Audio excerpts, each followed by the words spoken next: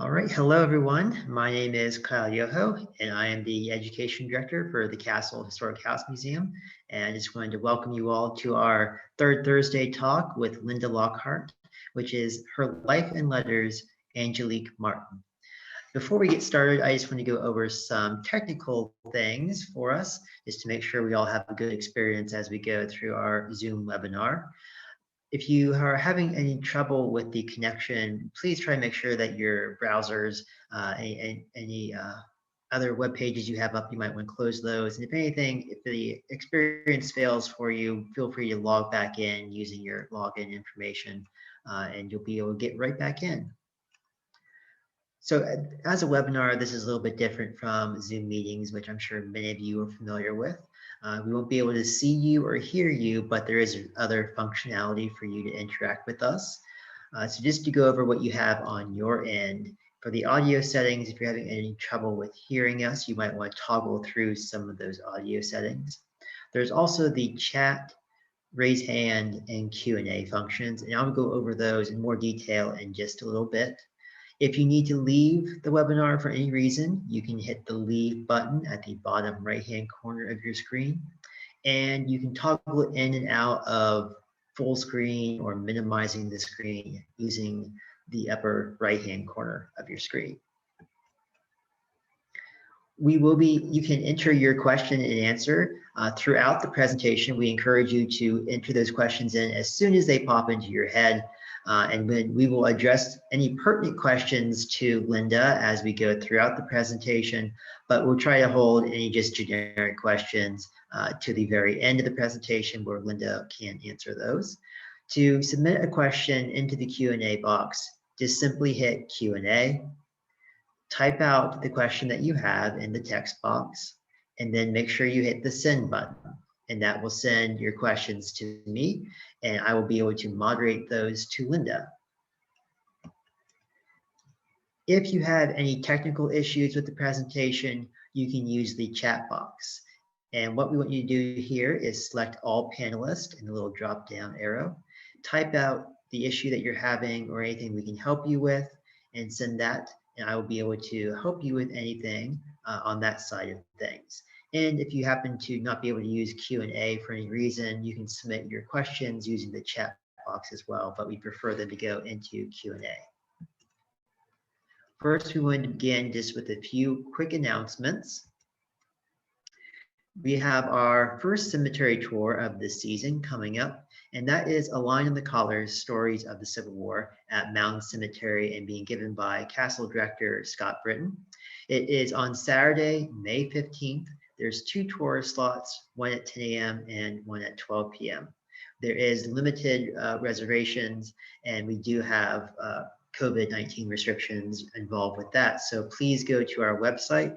I'll be putting those links into the chat function in just a little bit, but you can register and pay for that that tour of Mound Cemetery by going to our website, mariattacastle.org.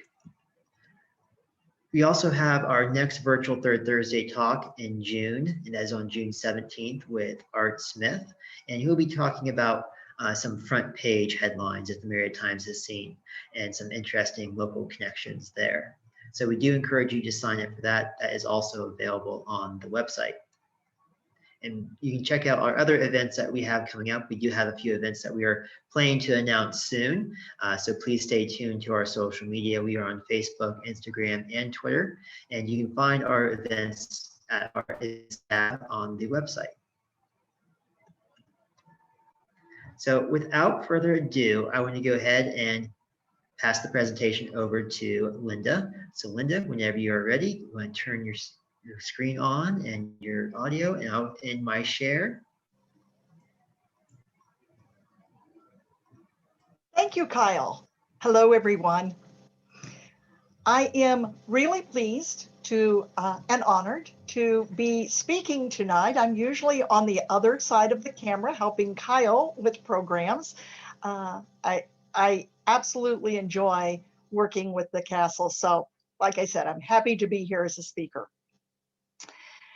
Tonight, we're going to talk a little bit about technology. That sounds kind of silly. thanks to technology, we're here, right? Because over the past year plus, it has been the way we connect, the way we reach out, perhaps the only way that we're able to communicate with family or friends. In my case, I teach at Marietta College. It's the way that we're connecting with students. I've ordered my groceries several times online so I just can pick them up. So technology is a blessing and a curse. It's been really helpful when we've been separated as we have been for the past year. It also can be kind of a bother, but the technology I want to talk about tonight is much older, and that is Angelique Le Petit Martin. And I don't say her middle name very well because I don't speak French. Used the technology of her time too, the early 19th century. The technology at that time was a pen and paper, but she used it powerfully as she wrote for her family, for her friends, but also to support and to advocate for action in the causes she thought was important. So as we get started, what I'd like to do is really give you a little background about Angelique and her family. Angelique lived in Marietta during the 1830s, 40s, into the 1850s, but that's not where she started out. She actually was born in France in 1792, and her father did have a connection to America. Yet he fought as a soldier here, but went back. He and his wife had Angelique, and they passed away sadly before she was 3 years old. So she was raised by an aunt. She was educated in a convent, which was very typical for that time, especially for folks in certain social status. And at the convent, she was well educated. She spoke languages, she read, she had studied music. So when she finished her education, she set sail, not far away, but on her way to England to teach. And that's kind of where the fun starts in this story, because it's a little bit of a, perhaps a foreshadowing. She's on the ferry, the boat going across the channel, and a storm comes up. And the water's rough and the wind's blowing, and the passengers are frightened. They're afraid perhaps they'll sink. Angelique showed her mettle in that she was very calm, very confident.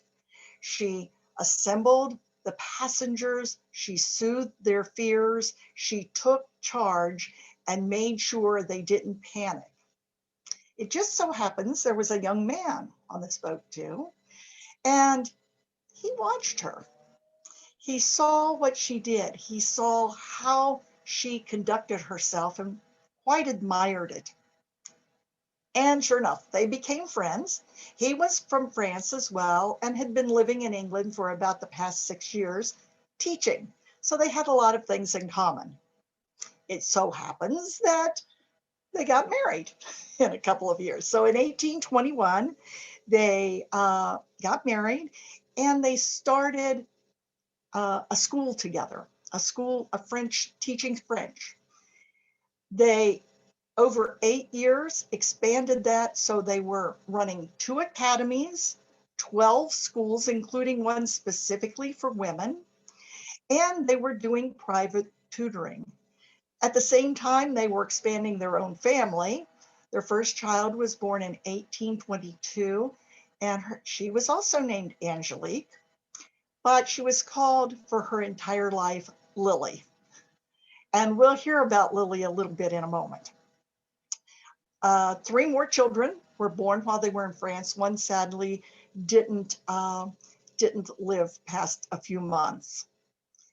So they're being successful, but they've been hearing these wonderful stories about America. They actually had a letter from a business associate telling them that America was the land where all things were possible. And so they decided to sell their academies and schools, raise the money they could, and set sail again. And sure enough, they did that. They ended up landing on the East Coast and making their way to New York City. In 1831, they moved to New York City, and shortly afterward, they had another child named Mary, the only child that was born in the United States. Move ahead just a year. They're in New York City. Things are going okay. They're finding a lot of advantages. And then a cholera epidemic hits. People in the city are ravaged. There were about 3,000 lives lost. Both Angelique and this young man, whose name was Gilles Martin,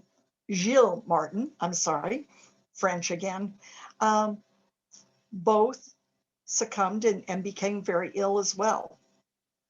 So when they recovered, which they did on the advice of a doctor, they decided to move the heck out of there and go someplace where it was healthier. And that was west. So they headed west to a little town called Marietta, Ohio. They did that for the same reason many people have come to Marietta in the past. I was a student at Marietta College. As I said, I teach there now. And one of the questions I often ask is, why did you come to Marietta? Why Marietta? Well, the Martins' reason was much like many of the students I talked to. They came for the college, except it wasn't a college yet. Gilles had been offered a position teaching French at Marietta Collegiate, and I don't have the name right, the Institute and Collegiate Academy. I'm going to actually pull up my slides here so you can, I do have that on here. Let's see if we can get these to move. Yeah. I'll stop there. So they ended up in Marietta, and that's where our story is really primarily going to begin.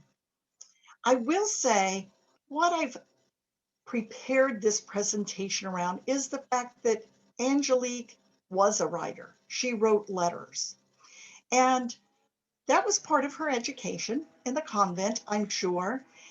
Dina Goodman, who wrote a book called Becoming a Woman in the Age of Letters, spoke about the importance of women learning to write and their use of letters as they grew up, especially as Angelique was being educated in the convent, and that being the connection between a mother and daughter as she taught life morals and values and prepared her for moving away and getting married. Since Angelique's mother was not alive, her aunt probably served that same purpose. Dina Goodman, as I said, actually said no matter what the aspirations of parents for their daughters, instruction in letter writing would be necessary. It actually was part of the equipment of a modern woman and a main way in which social movement could occur. So as we now have the Martins in Marietta, I'm going to talk a little bit about how letter writing comes in. Letter writing was important for Angelique because, like other women in the especially early 19th century, she didn't necessarily have a voice in public. Women were primarily to not express opinions, and not necessarily have a speaking role. However, they were encouraged to write letters. As I noted, it was part of a good education. So letters were the way in which many women of this period were able to participate in public discourse. They were able to talk about the events of the day. They were able to debate, all done in a very proper ladylike way, of course.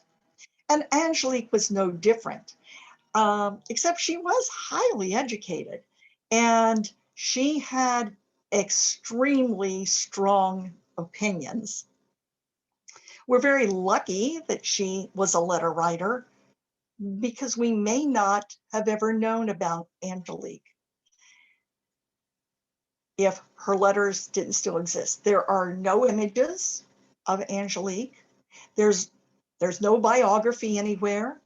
There aren't books that include her, except within the context of the letters she wrote for activism.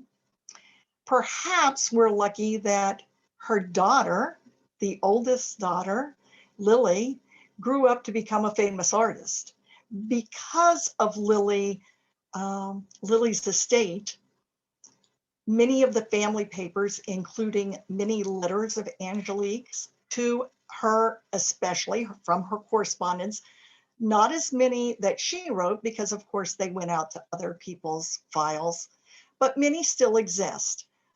Our own Marietta College Special Collections has a file on Angelique Martin, and it has some lovely handwritten letters. And the Ohio History Center has a pretty good collection that mixes Angelique and Gilles' papers, along with many from Lily Spencer Martin, her daughter, that became known as Lily Martin Spencer, by her married name as she became famous. So those letters are the center of all this story I can tell you about Angelique. Having said that, let's go back to Marietta. And we have to remember we're in Marietta, well over 100 years ago. Well, over 100, about 100 years ago. 200. My math is really poor. As I said, they came to Marietta. They had taken the money that they still had left from their assets in England, and they purchased property, 750 acres in about 5 miles outside of Marietta on the Muskingum River, or right near the Muskingum River.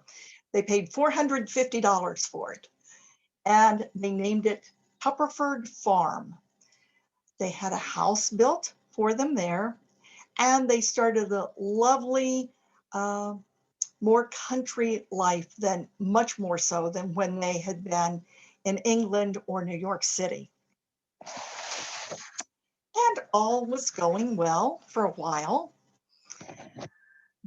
Their house, in addition to being built to order with a large porch, they had beautiful gardens that Gilles described very well in some letters he wrote.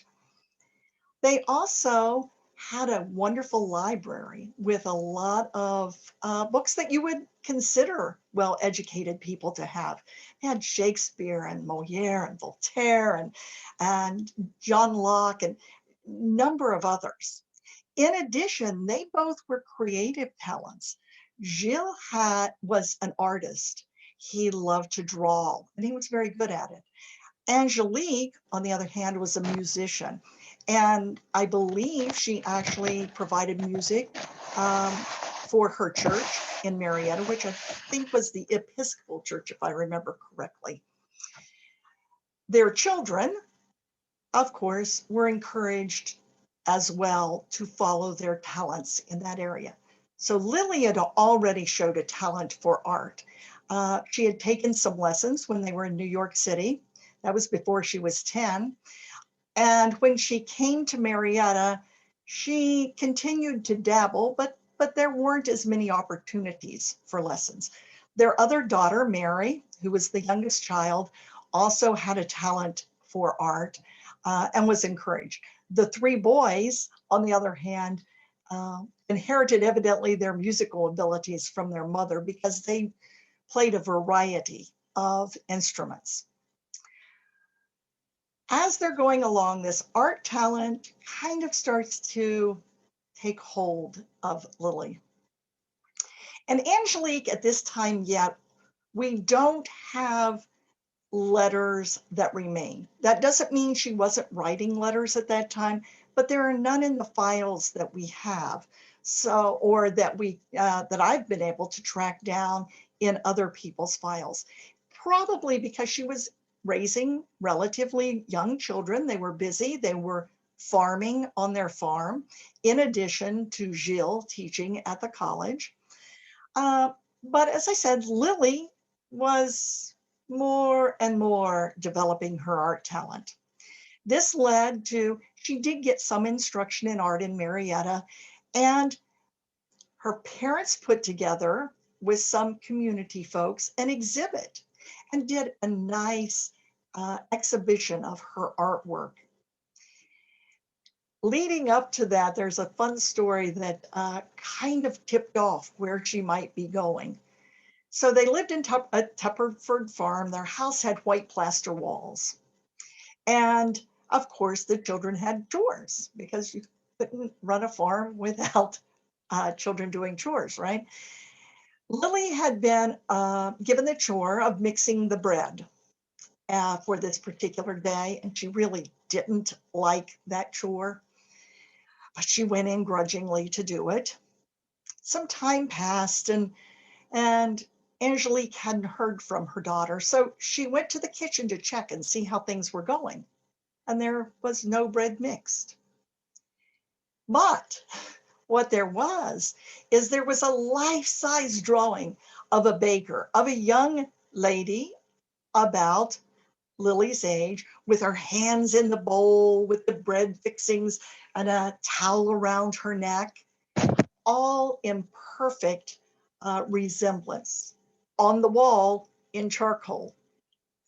Now, some parents might have said, don't do that again, but both Gilles and Angelique encouraged it. That's what led to the exhibition. The exhibit was held, and by a number of circumstances, an art patron from Cincinnati happened to hear about this and was able to attend that exhibit. He saw great potential in Lily and encouraged her parents to let her move to Cincinnati to take up training with some artists. She was 19, so she wasn't a young girl, but she was still not yet out on her own and independent. So the two of them decided that yes, it made sense, that that was right for her, but they didn't want to let her go again. So what they did is they actually took turns living in Cincinnati with her. This is what I think spurred the letters we now have in these two collections.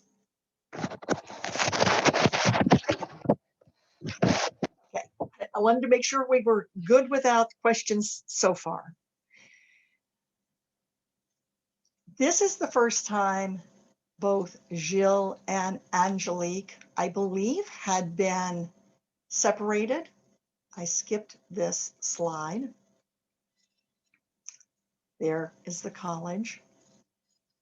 It's the first time they had been separated, and also that Angelique was not always with her children. When she was in Marietta, of course, she was separated from Lily, her oldest, who, she was doing the mothering thing of trying to raise her as an independent young woman. When she was in Cincinnati with Lily, she was separated from her other children. So she took to the post and to writing letters to give instruction, to encourage them, and just to stay connected. As I said, Lily became later a very famous artist. She was the leading female genre artist of the mid-19th century. Here are a couple of pieces that you may have seen of hers. On your left is a self-portrait.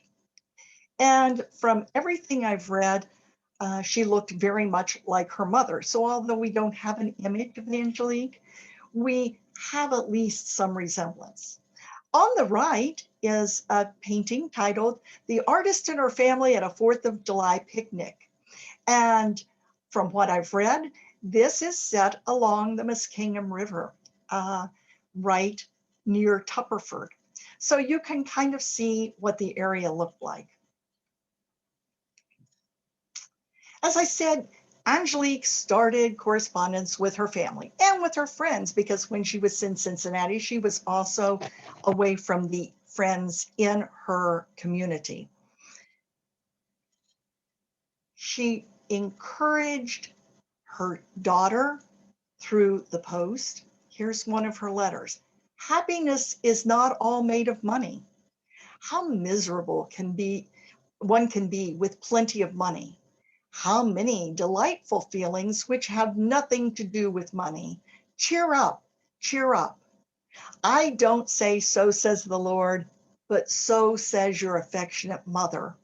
Now, while this letter, as you can see by the date, was quite a bit later than the time when Lily was in Cincinnati, it's very typical of the type of letters of encouragement that Angelique was writing in the 40s. Angelique also wrote to her husband, and he to her. As I said, it's the first time they were apart. And she also encouraged through those letters to make sure her other children were learning to write correspondence as well. This particular letter is at a period when she was in Cincinnati and she was writing home to Gilles and wanted her other children to make sure that they wrote to her. "Do not, dear Papa, indulge their idleness. Write for yourself and let them write for themselves. They know I wish it as gratifying to my feelings, but as conducive to their improvement. They will say that I scold again." Angelique was a bit of a firm parent, I believe. In addition to staying in touch with her family, and there is correspondence, especially between Lily and Angelique, throughout most of Angelique's life. And it's interesting, if you look at that as a whole, to see the ups and downs, both of her daughter and of herself and Gilles. It's a great way to track what happened in the context of what was happening around them as well. I'll touch on a couple of those things in a moment. In addition to her family, as I mentioned, she used letters and correspondence to stay in touch with her friends. Electa Newton was a resident of Marietta and a friend of Angelique's. And this is a letter that Angelique received, which seems to indicate that she truly was an interesting letter writer. I would give more for any conversation with yourself than all the social babble. I'm sorry, my image is in the way. I have in 3 months, the social babble I have in 3 months. My family and friend Ezra N. accepted. Ezra was her husband, I believe. But you can see that her friends were quite appreciative of her talents as well. Now, those are nice letters, but what we can get as we start looking through many of them is, as I said, we can track kind of through life, but we can also start seeing Angelique's influence in her family, especially her friends to some extent, but really her family. This painting by Lily, which was done in 1854, is said to depict her husband. Angelique and Gilles both were back at Tupperford Farm in 19, I think it was 42. 45, I'm sorry. Anyway, and got a letter from Lily that she was married. She had married a gentleman named Benjamin Spencer. This is where I said we can see the influence that correspondence and her upbringing had from Angelique. Lily and Benjamin, throughout their life, by choice, had a very unusual arrangement. Lily was the breadwinner, really not normal for women of that period. She was an artist who was the breadwinner and who basically did all of the things that a traditional male role would take on. And on the other hand, Benjamin was perfectly happy and very good at handling the household chores, the domestic chores. He raised the children, he cooked, he marketed. And you can see this is titled Young Husband First Marketing. And it is, as I said to depict Benjamin. But that's just a little peek of the influence that Angelique's. She also used that ability to write. She had a wonderful command of language. She also was incredibly persuasive and very good at laying things out in a logical way, good at arguments. She used her ability to write to become part of the public discourse. And we're talking about the 40s now, the mid 40s, early mid 40s. And there was a lot going on, even in Marietta at that time. There were a number of reform movements. There was abolition, temperance, women's suffrage. There were many things that Angelique felt she needed to talk about. But all of them came back to one point for her, and that was women's equality. And she didn't just mean getting women the right to vote. She meant total equality so that women and men could do the same things. They could own property. They could make their own wages. Whatever it was, women could do it as well as men.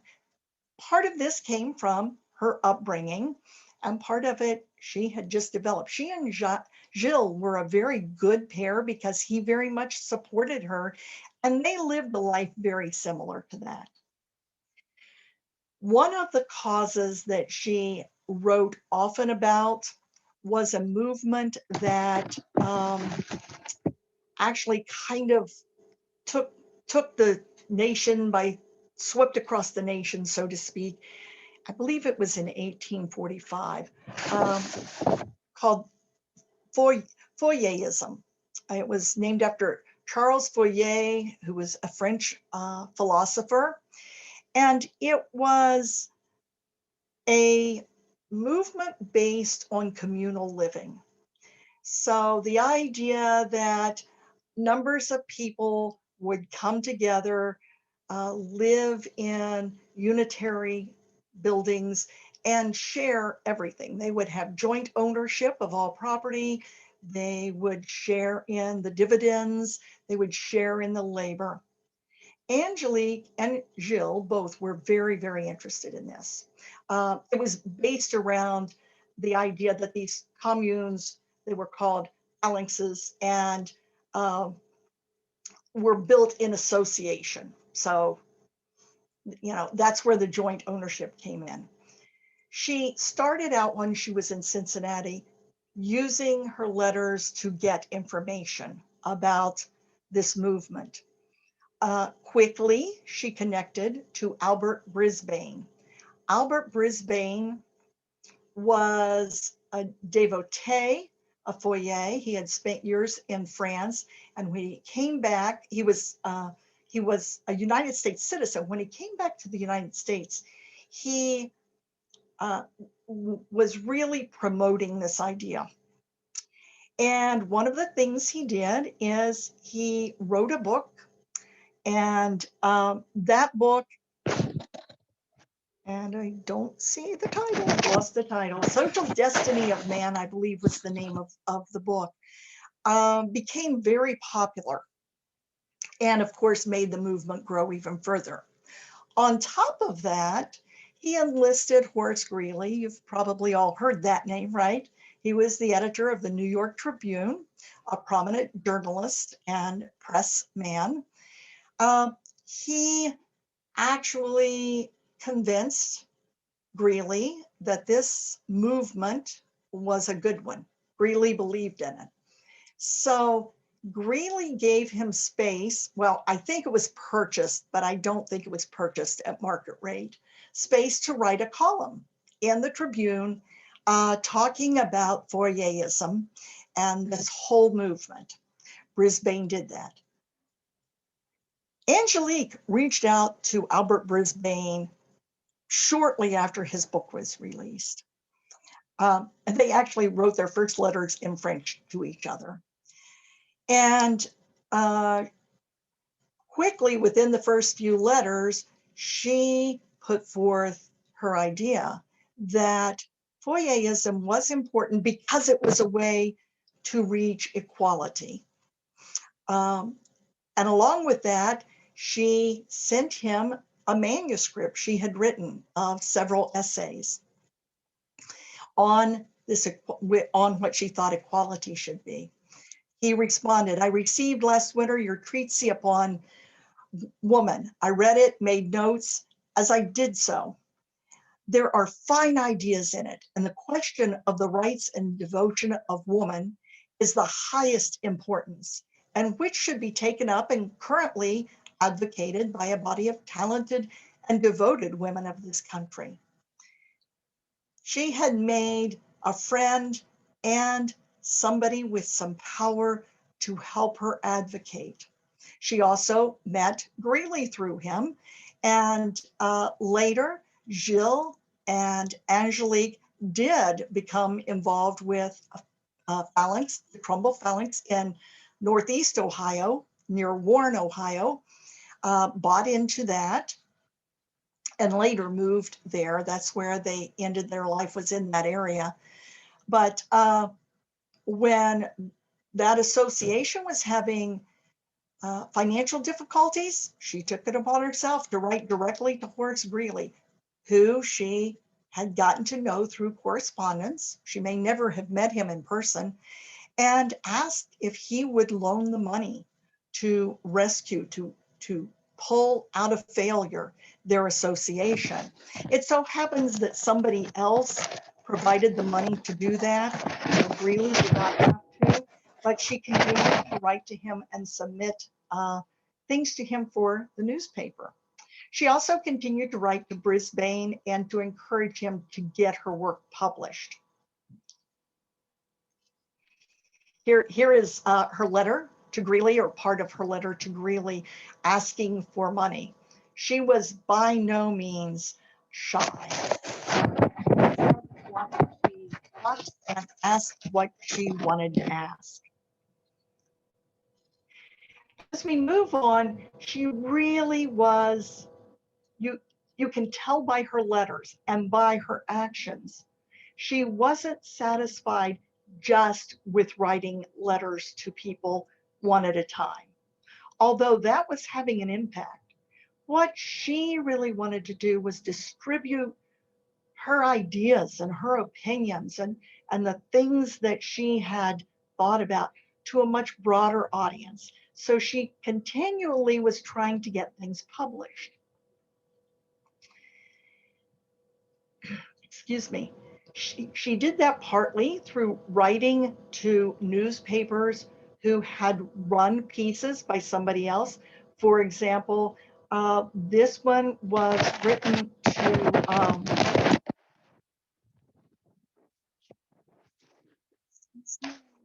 he was basically, he was supporting abolition and some other reforms, but not necessarily women's rights.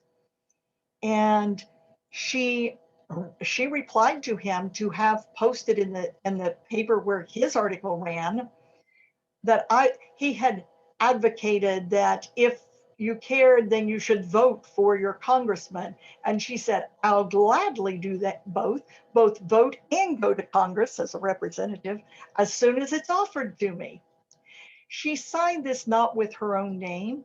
Most women, many women, maybe not most, of that time used pseudonyms, partly because writing letters gave them power, but it still was not ladylike necessarily to speak up. So it gave them some ability and protection to stay within this kind of anonymous role, this unseen role, while still being able to take part in discourse. Many women actually used male names as pseudonyms, so they would be taken seriously. Another letter where she responded was, this one was to Garrett Smith, I believe was his name, who was also a reform-minded person.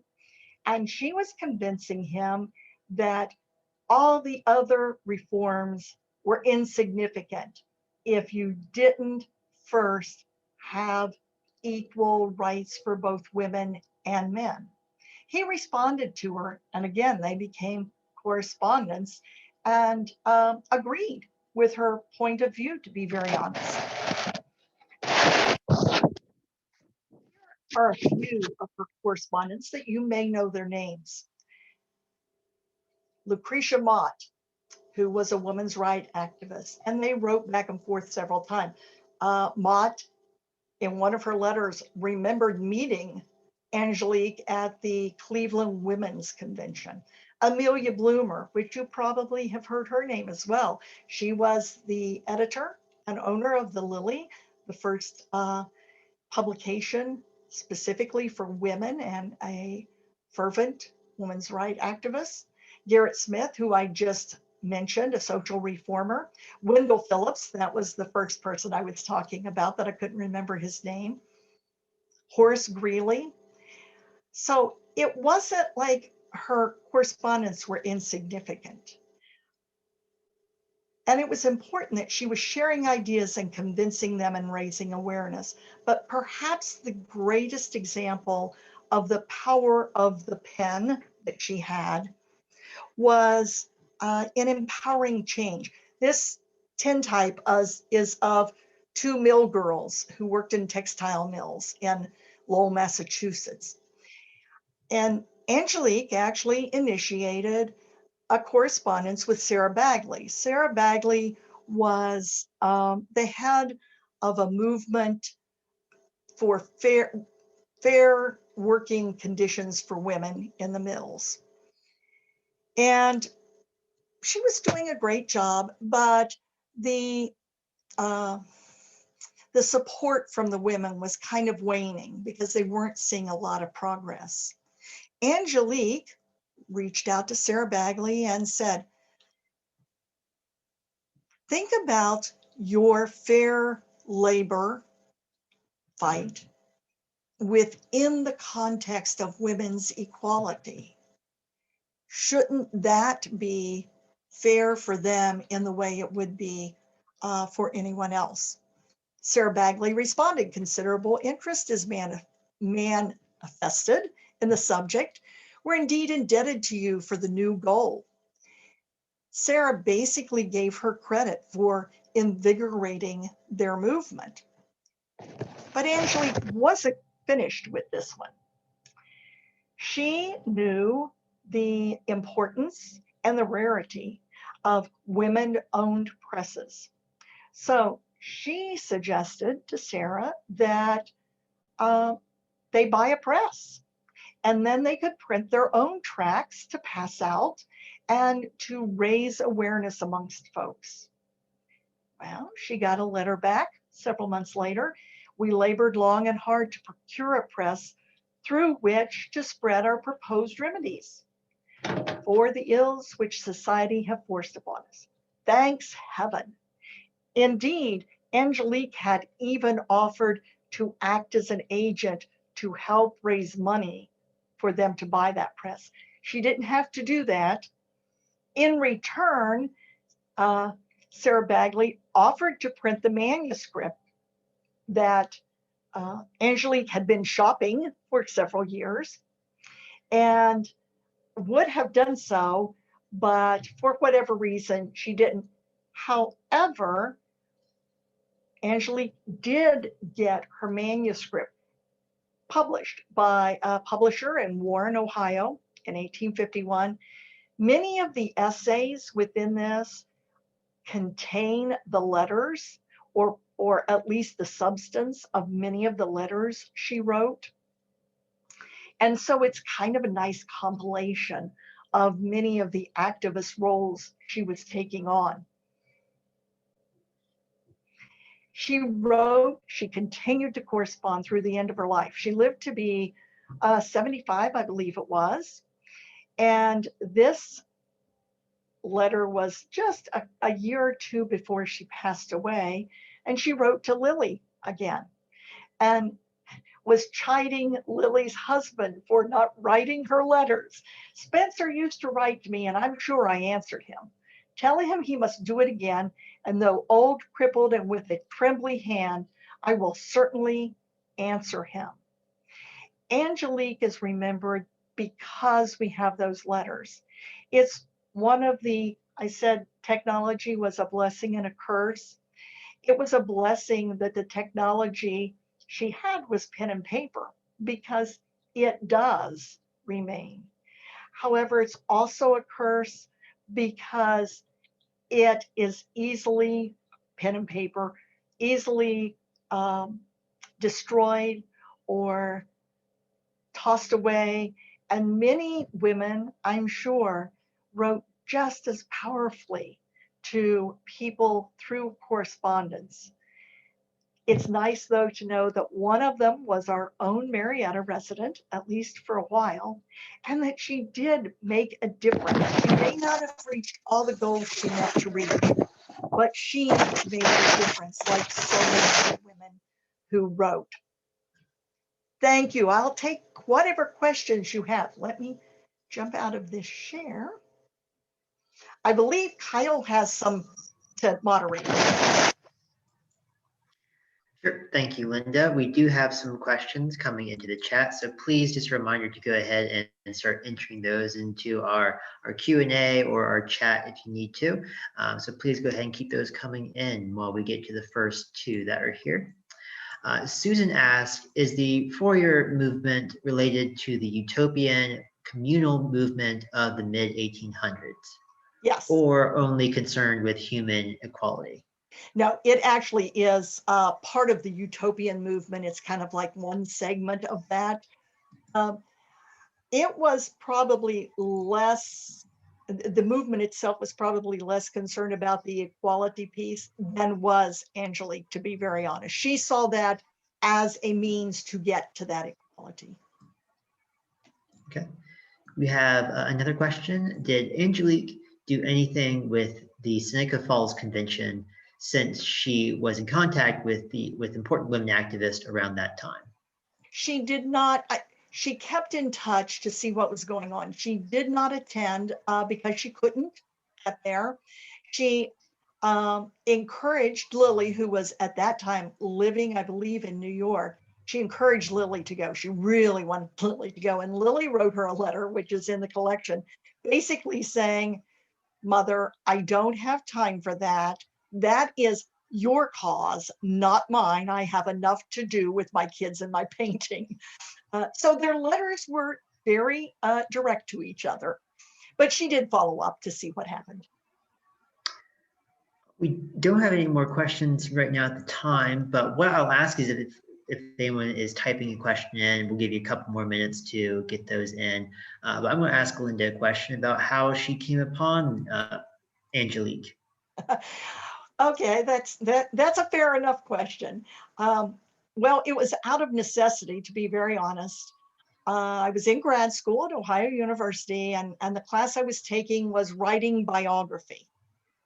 And I've done several pieces of research that are our local history because I grew up in this area. I'm originally from Newport.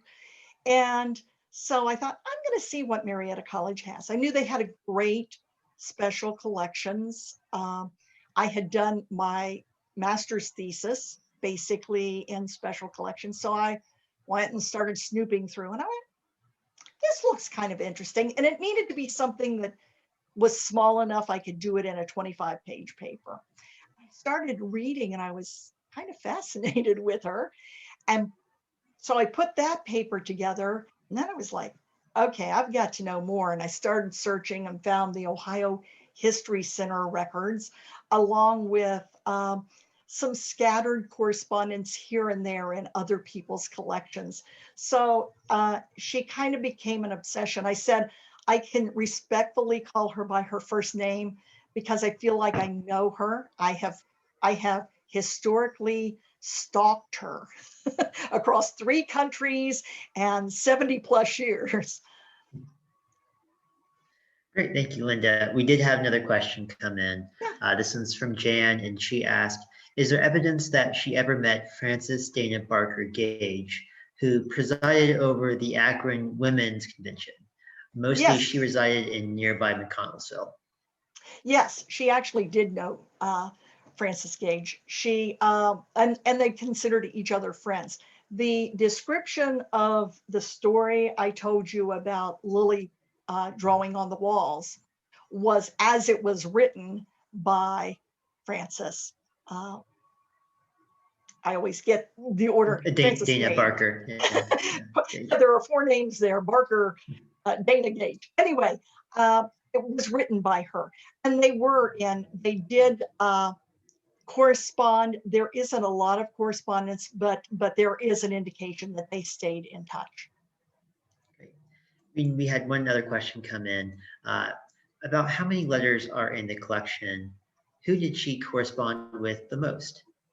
Good question. There are fewer letters. The collection at Marietta College is somewhat smaller, and there are, I'm going to say maybe 20-ish letters in that collection. That's a wild guess. I can't remember when I went through them, but they are primarily with other correspondence than her family. The collection at Ohio History Center in Columbus is actually pretty decent. It's not huge, but I bet there are probably 70 letters. A lot of those are between Lily and Angelique, who, like I said, wrote throughout her life and gives you perhaps the best insight as to what was going on. They talk about when there's a recession or when times are good or that kind of thing. That is all the questions that I've received, Linda. So I'd like to take this time to thank you very much for serving as our April 3rd Thursday presenter. Thank you. I appreciate it. It's been quite fun. Great, thank you so much. I do have a few other things for our audience before we end our webinar. And so I will just bring up my screen share here. And so here we go, just real quick for you. I did want to note a correction. I said that the cemetery tour is taking place at Mound Cemetery. It is actually taking place at Oak Grove Cemetery. So I'm allowed 1 mistake per webinar. So I use that one up very quickly into the session here. So that is will be given by Scott at Oak Grove Cemetery coming up within just a month or so. I just wanted to mention also that we have most of our past virtual Third Thursday talks up online for you to view, and that is available on our YouTube page. And I did put a link into the chat for you. So this one will be coming up within a week or so, but you can explore the other ones and especially help us out by subscribing to our YouTube channel. Lastly, we hope you all enjoyed the presentation And we especially wanted to thank you for attending. If you enjoyed tonight's presentation, we would really appreciate your support through an online donation so that we can continue to operate putting these programs together and doing these educational offerings. Even though it might be a little bit different than usual, we are still able to come together virtually and have a great educational experience. And a lot of that is thanks to contributions by viewers like you, to use the tagline from PBS. You can also become a member where you receive announcements about these programs in advance. So we hope that you will consider doing one of those two. So again, thank you to Linda for serving as our speaker, and thank you to you all for taking the time this evening to learn a little bit about some local history. Thank you very much and have a nice evening.